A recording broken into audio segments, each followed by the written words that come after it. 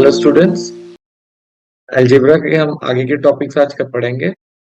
Last time मैंने आपको बताया था कि what is constant and what is variable. आज हम उसके आगे की कुछ बेसिक्स पढ़ेंगे, तो चलिए चलते हैं। मैं सबसे पहले आपको बताने वाला हूँ व्हाट इज अलजेब्रिक इक्वेशन।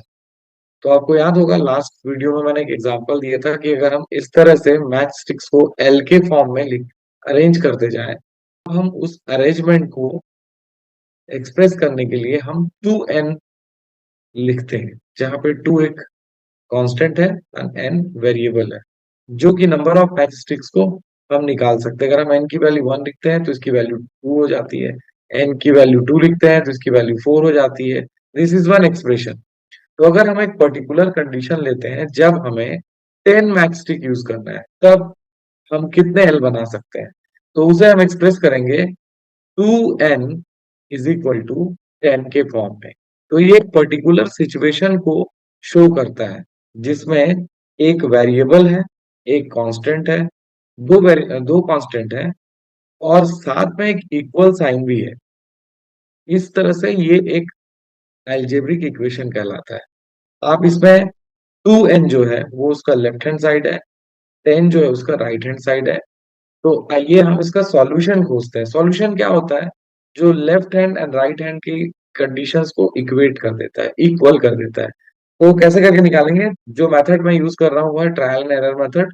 तो अगर मान लीजिए मैं n is equal to 1 value put करता हूँ, तो हमारा जो LHS है वो क्या है? LHS left hand side is 2n, so that will be 2 into 1 is equal to 2। और राइट हैंड साइड हमारा क्या है? राइट हैंड साइड है हमारा 10। सो दोनों साइड इक्वल नहीं है, इसकी वैल्यू 2 आ रही है और यहाँ पे 10 है। अब अगर मान लीजिए मैं n इक्वल टू 2 पुट करता हूँ, तो 2 into 2 is equal to 4, but RHS is 10।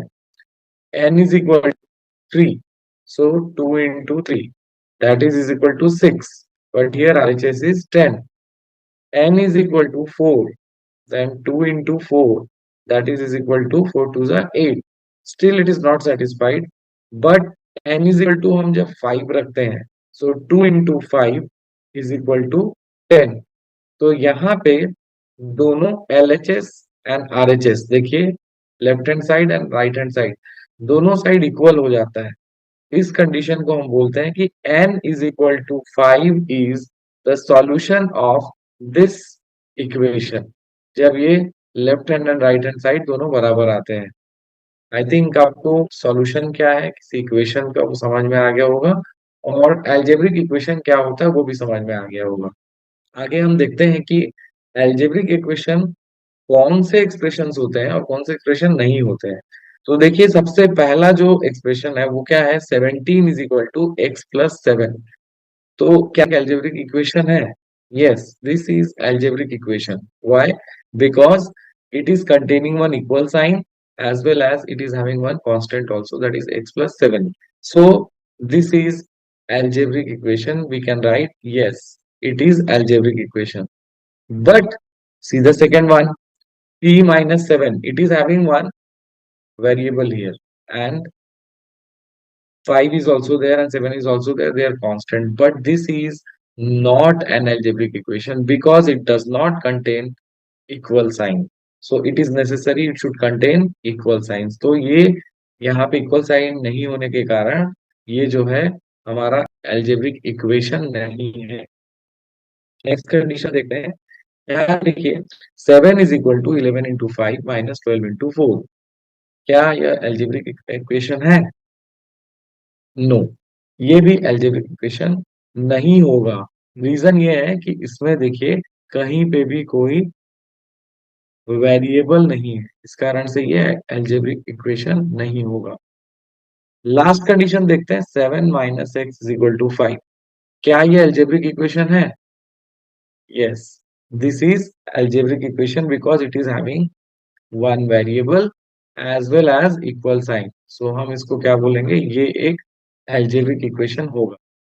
अब आइए, जैसे कि मैंने आपको पहले बताया कि अलजेब्रिक इक्वेशन का सॉल्यूशन क्या होता है, एक एग्जांपल देख लेते हैं। और 17 is equal to x plus 7, ये एक अलजेब्रिक इक्वेशन है। अगर हमें इसका सॉल्यूशन निकालना है तो हम ट्रायल एंड एरर मेथड से कैसे निकालते हैं, देखिए। सबसे पहले हम इसका जो वेरिएबल पार्ट है वो लिख लेते हैं।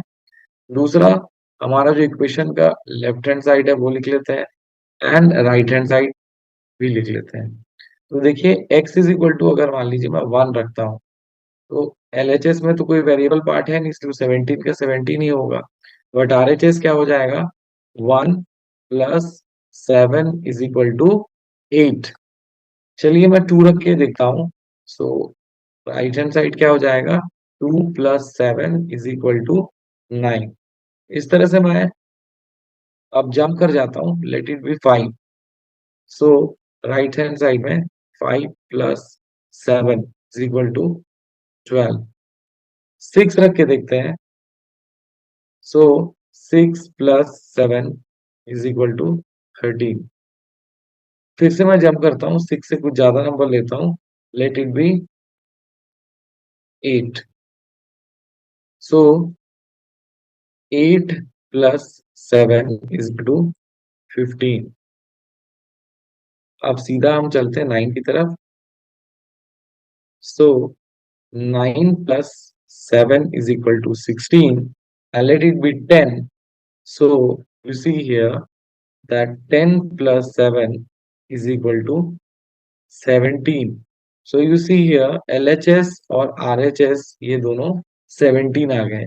तो ये जो x is equal to 10 है, x is equal to 10 is the solution of algebraic equation 17 is equal to x plus 7। I think बच्चों आपको समझ में आ गया होगा कि सॉल्यूशन ऑफ इक्वेशन क्या होता है। इस तरह से मैं फिर से एक रिकैप्चुलेशन देना चाहूंगा कि कभी भी हम जब एल्जेब्रिक इक्वेशन की बात करते हैं तो उसमें सबसे पहले left hand side and right hand side दोनों एक इक्वल साइन से अलग किया हुआ होना चाहिए। दूसरा, उसमें एक वेरिएबल होना चाहिए और साथ में कुछ कांस्टेंट भी होने चाहिए। I think that is clear to you. अगर आपको कोई डाउट है इन एक्सप्रेशंस एंड इक्वेशन से रिलेटेड तो आप मुझे कमेंट बॉक्स में पोस्ट कर सकते हैं। Thank you very much for watching. Please watch my next video also, I will continue with the same topic. Thank you very much.